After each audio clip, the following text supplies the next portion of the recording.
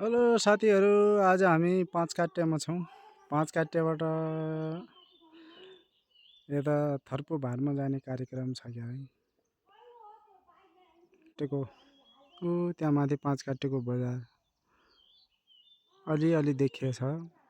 पाँच काट्या यो पाँच काट्याको यो दृश्य हो। यो रोड हो। रोड राम्रै छ तर गाडी पनि चल्दैन। गाडी चल्दैन, रोड त राम्रै छ तर गाडी पनि पाइने रहन्छ नि यहाँ। बिहानको टाइम, अहिले बिहानको 7 बज्यो। रोड राम्रो छ। यो पाँच काट्याबाट थर्पु भारमा हुँदै उता पैँका जनतालातिर जाने रोड हो। पाँच काट्याको रमाइलो दृश्य यो हेर्न सक्नुहुनेछ।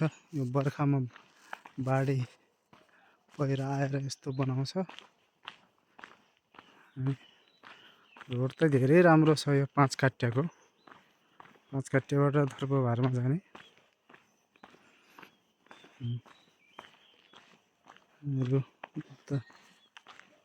बिजुली पनि आएको छ। पाँच काट्यामा सुविधा छ, यदि सुविधा नभएको पनि होइन, बिजुली पनि आएको छ। त्यसपछि रोड पनि यातायात पनि छ। पहाडीतिर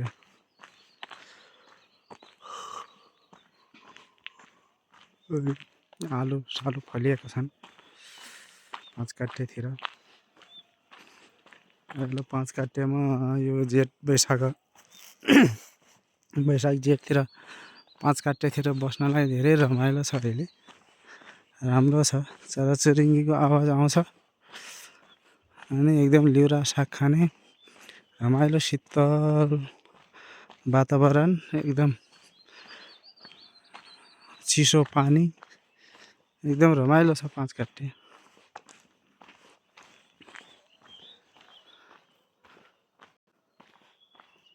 पाँच काट्याको रोड हो।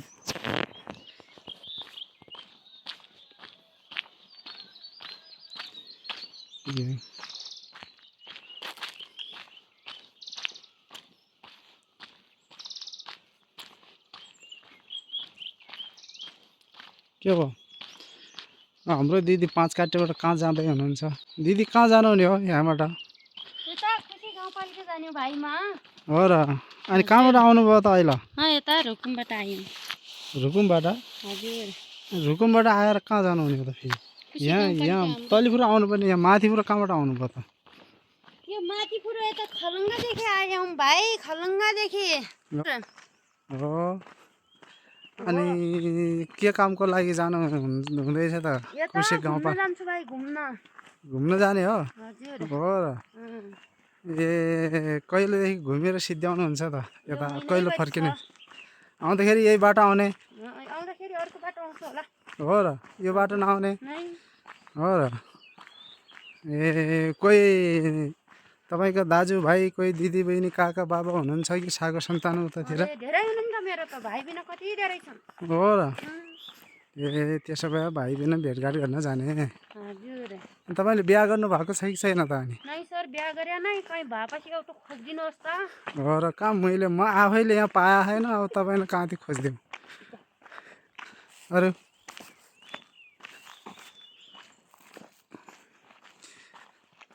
एकजना दिदी कुराकानी भयो यहाँ। अनि थर्पु भारमा कुसे गाउँपालिका जाने दिदी हुनुहुन्छ। यो वन जङ्गल अहिले त सुक्खा सुक्खा छ, केही छैन। बर्खामा आउनुपर्छ, एकदम हरियाली हुन्छ यहाँ आउँदो। यो बर्खामा यो रोड त चल्दा नि चल्दैन, यत्रो पहिरो आएर सब अहिले त धुलै धुलो भएको छ यहाँ। यो ब्लक लगाएछ, यस्तोरी बान्नु लगाएछ, क्रिएट बनेछ यसरी बाढी पहिरो रोकथाम गर्नको लागि।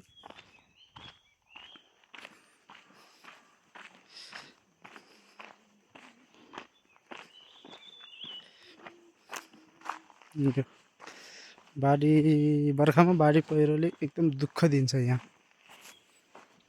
त्यही भएर यस्तो छ। यो बर्खाको बाढी पहिरोले गर्दा यस्तो बनाएको छ। साह्रै दुःख दिन्छ बाढी पहिरोले। बर्खामा यहाँ यात्रा गर्न एकदम जोखिम हुन्छ। त त्यति धेरै गाडी पनि चल्दैन यसमा बर्खामा।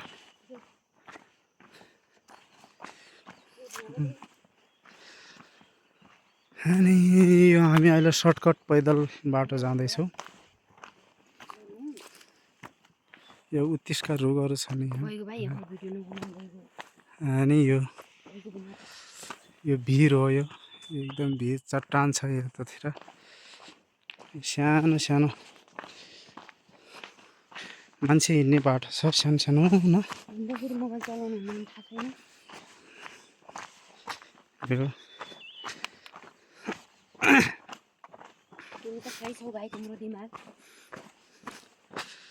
अनि यो